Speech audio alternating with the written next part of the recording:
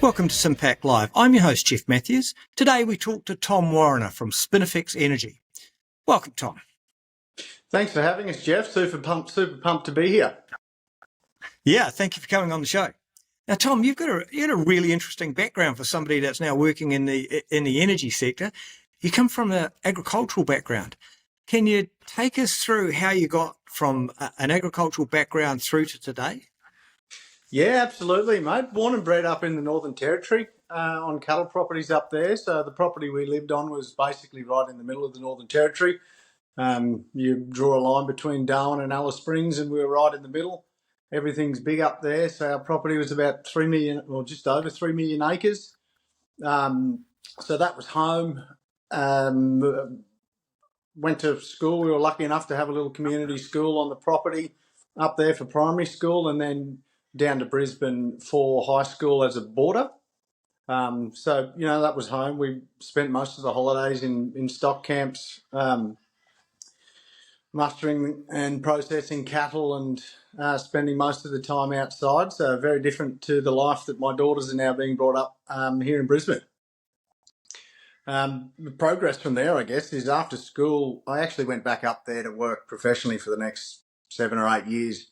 I ended up running some properties up in the Kimberleys, up near Kununurra on the WA-NT border, up until about 2011.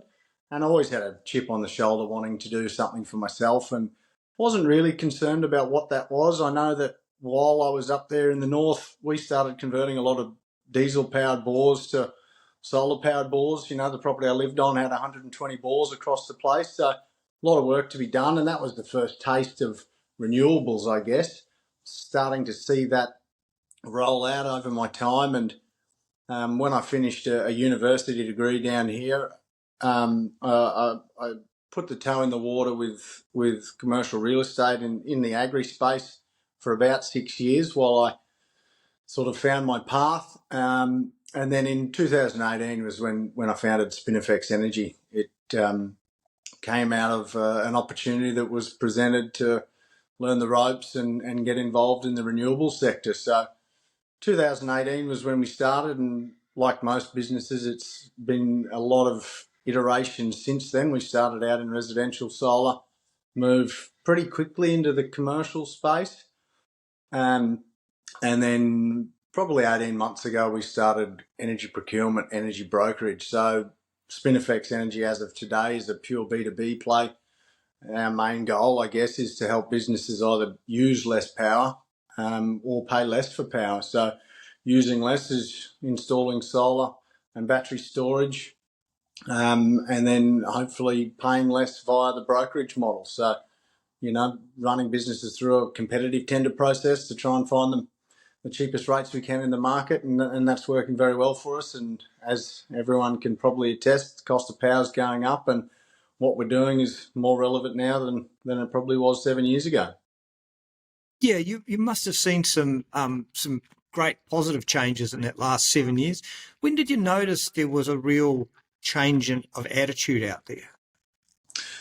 Look, the cost of power has been the driver for most of that time. Cost of power, and when I started, people were paying, when you're talking about residential and small business, they might have been paying 22 cents a kilowatt hour for energy. What we're seeing now is anywhere from 35 to even 65, 70 cents a kilowatt hour, depending on, what network they're on, what their network tariffs are. And so the driver has always been a cost of power, and how that has affected things over the last 7 years. We've seen the size of solar systems being installed increasing. The minimum size for a residential is, the most common size we were putting in before we changed the model was a 10 kilowatt system. It used to be just your 5 or 6 kilowatts that you'd put on a home. And now moving into the B2B space, people are trying to maximise what they can put on their roof to start with.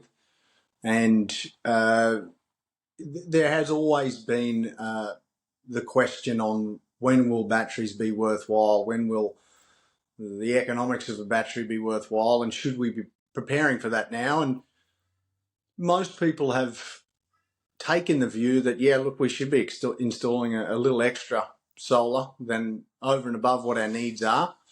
You know, we get a feed-in tariff for what we send back to the grid, and then when it comes time to install a battery, well, we already have the capacity in the solar system to just add the battery on the system and away we go. So that's certainly been a change in how the industry's worked. Larger systems, far more of them. You see the growth in installations month on month has grown over my entire time in the industry. And now with this new federal battery rebate, it doesn't look like that'll be slowing down at all. And Tom, can you take us through for viewers who don't understand how that federal rebate works? Can you take us through how it works? Yeah, of course. Most people should be familiar with the standard solar incentive that has been around for a long while now. It is a government rebate that gives you an upfront credit for installing a solar system. So, you know, you install 100 kilowatts of solar, you might, in 2025, you'll get an immediate rebate of around that $30,000. So that is taken off the price of the system, and that is how that incentive works. It's incentivising businesses to install solar.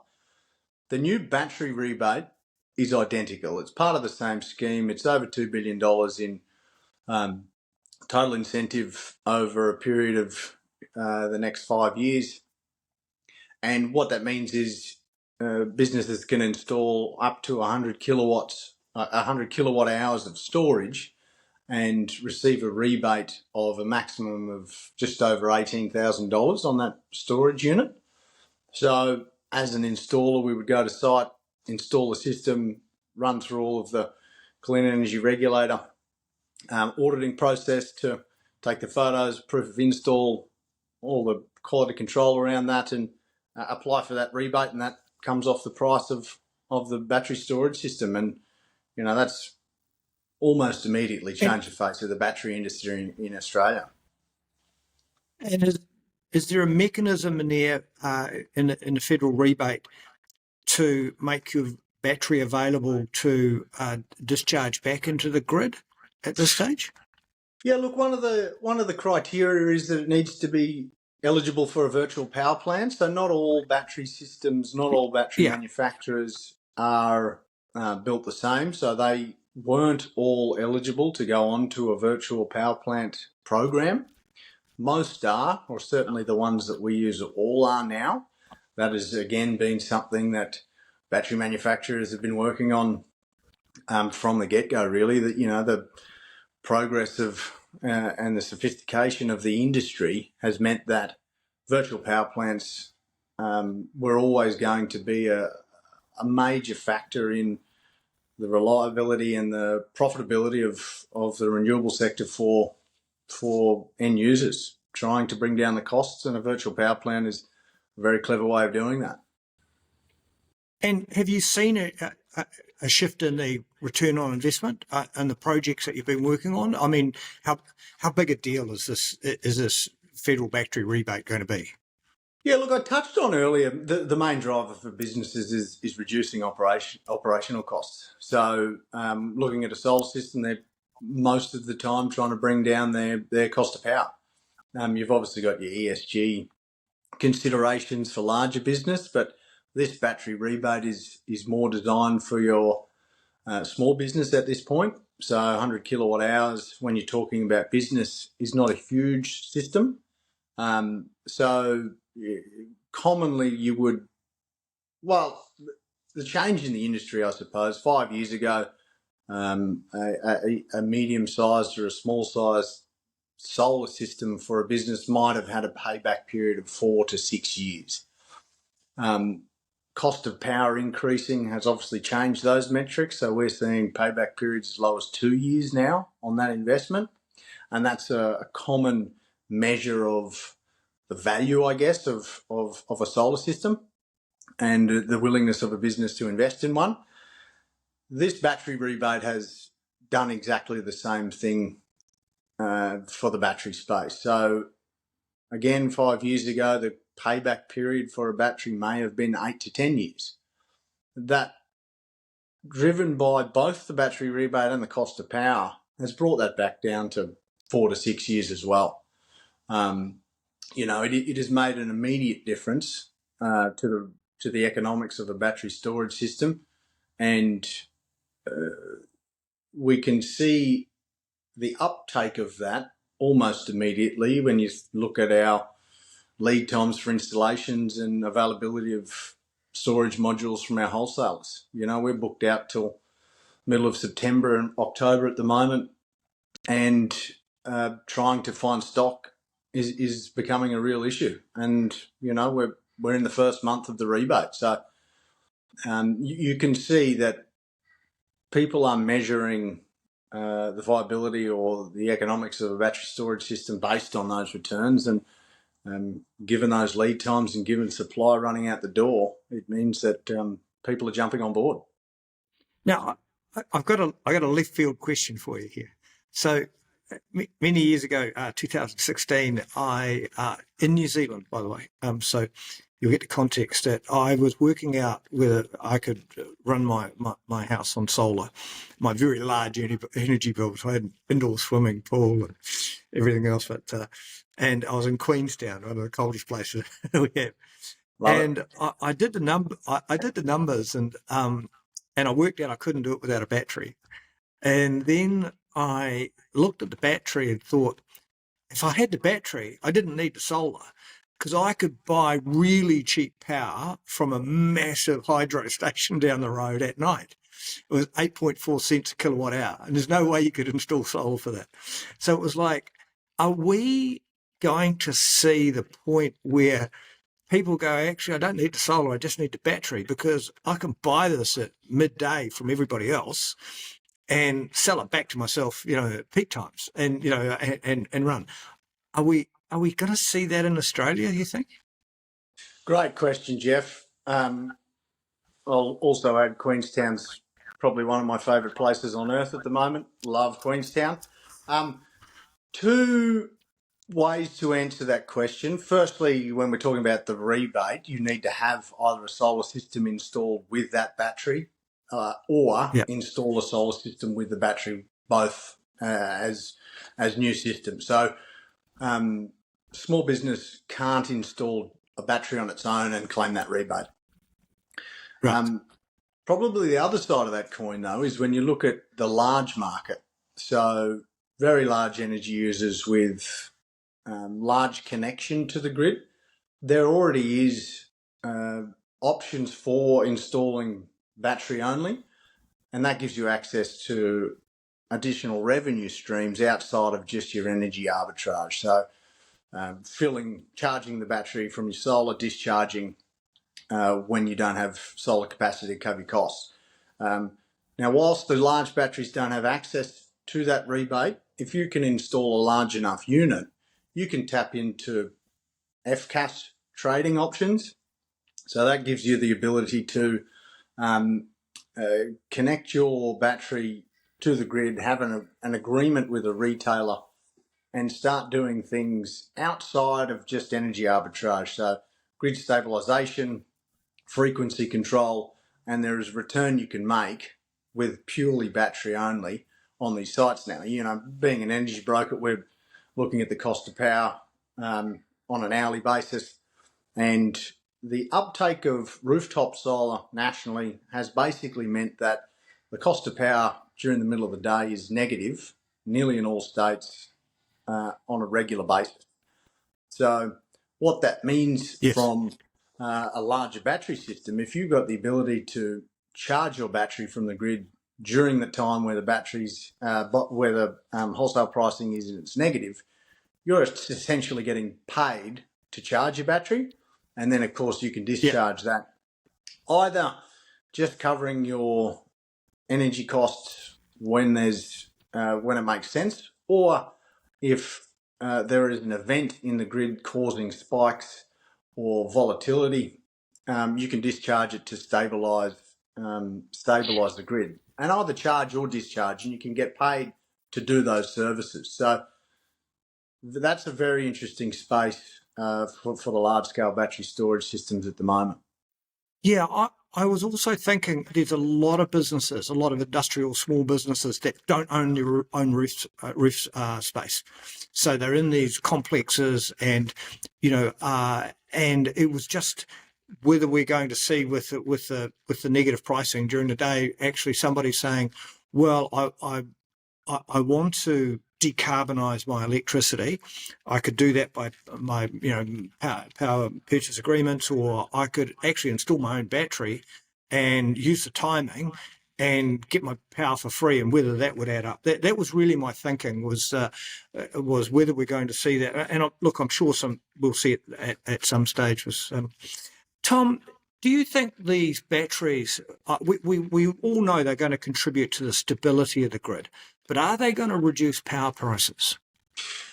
Great question, Jeff. Look, if you think about how businesses are being charged for energy, there is an energy charge, so that's your cents per kilowatt hour. Now, whether they're bundled or unbundled rates, depending on whether you're small or large business, you'll see, or there will be network charges underneath that.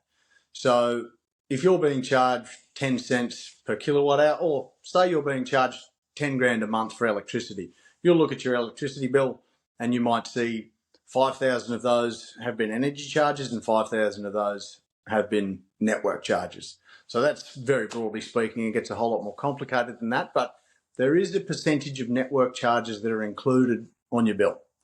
So when we're talking about the increase in cost of power, in the commercial space, you could say that we've seen pricing go from, let's just say up here in Queensland, it might have been 3 cents peak and 5 cents off peak, something like that. That might have been five years ago. As of today, our pricing up in Queensland can be anywhere from 8 cents to 12 cents. So on an energy charges perspective alone, we've seen an enormous increase. But take into account that that's only 50% of the bill in this example. The other side of that coin is your network charges. So that's the cost of building, maintaining, repairing all the transmission lines and distribution lines across the country.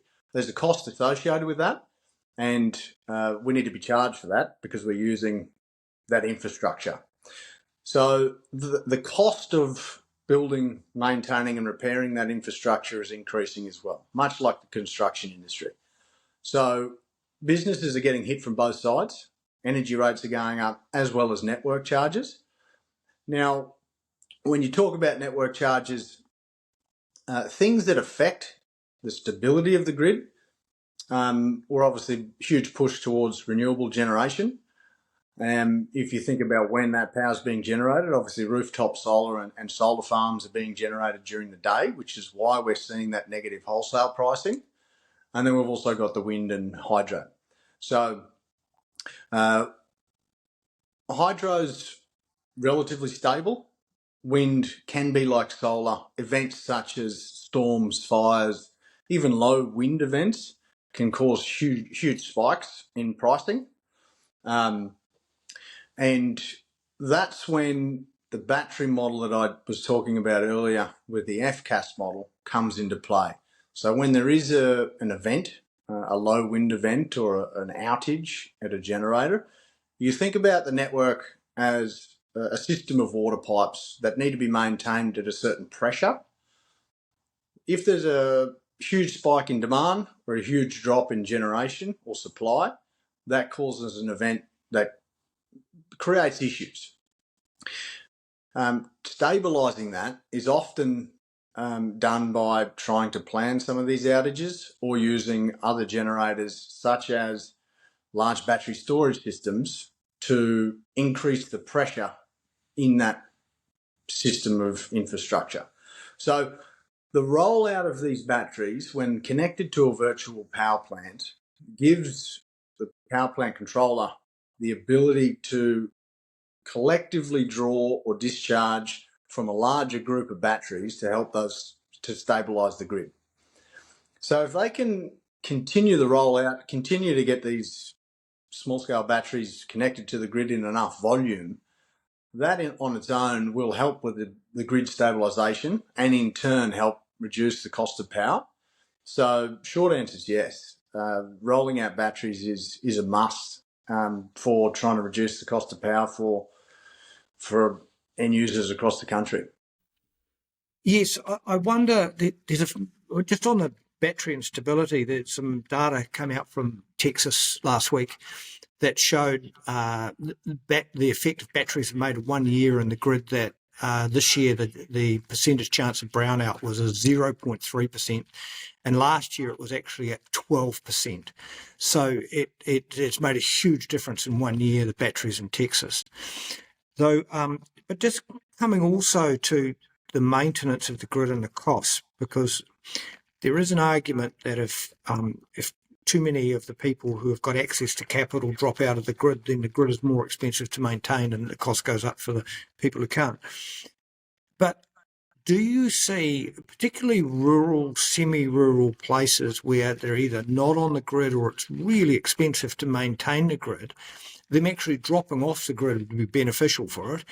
And also, does it unlock tracts of land for that we didn't have power to, that now people will be able to have off grid in a meaningful way? They actually have lights at night and stuff.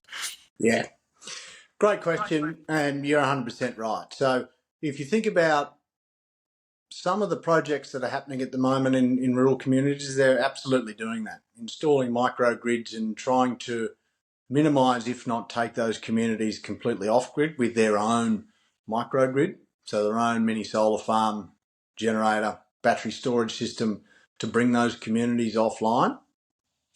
So that's certainly happening. You've also got other large-scale projects like Copper String across the north of Queensland at the moment, which is opening up access to metro areas, to better areas of sun and wind, so that you can install further renewable generation assets along that new transmission line.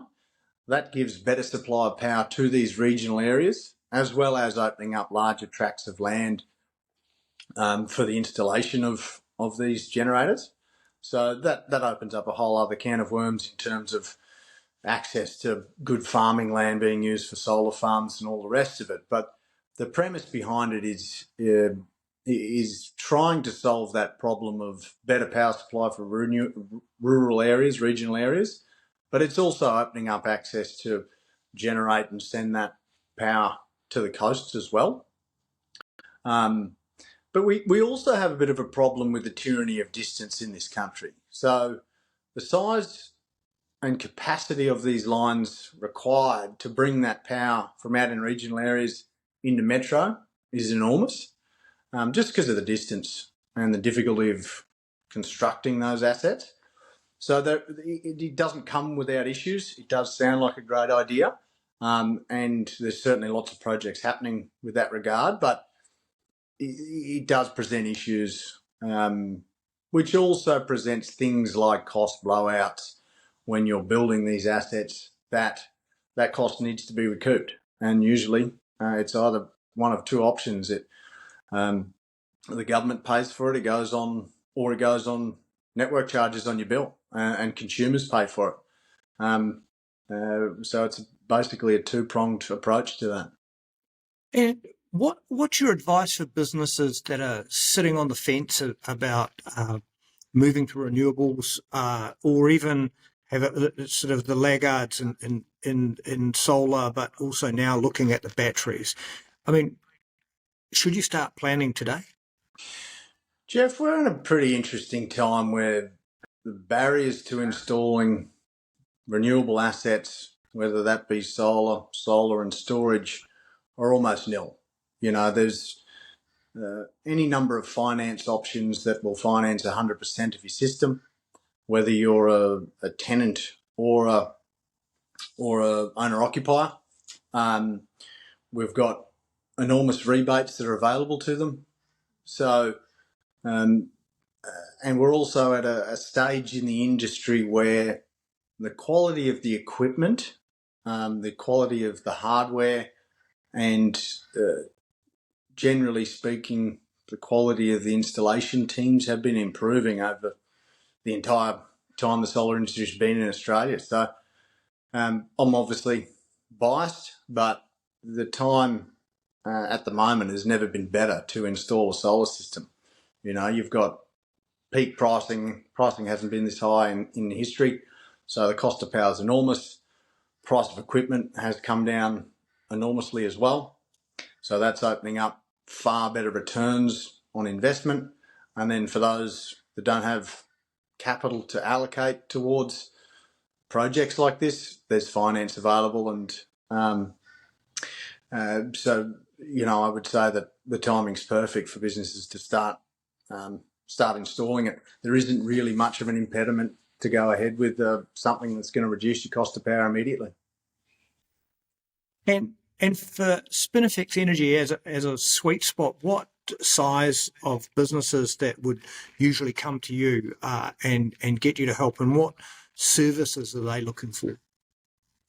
Yeah, look, we're obviously B2B focused, and the brokerage side of our business predominantly focuses on businesses using more than $5,000 a month in energy. They're in the large market. That allows us to add further value by strategic energy procurement. It's a service that we can plan 5 years in advance, help them budget and help them have a better strategy around how to manage their cost of energy. So that's sort of the size in the market that we talk about. So from a solar perspective, look, if you're using that much in energy on a monthly basis, solar systems will go an enormous way to helping bring that cost of power down almost immediately. Thank you so much for coming on the show today, Tom. That's all the questions I had for you. If anyone in the audience has any questions, they can put them into the live chat now on YouTube. And Tom and I'll be online for the next 20 minutes or so, and we'll answer your questions. Thanks for coming on, Tom. Thanks for having us, Jeff. Really enjoyed the chat, mate, and very happy to continue the discussion with anyone who's got any questions.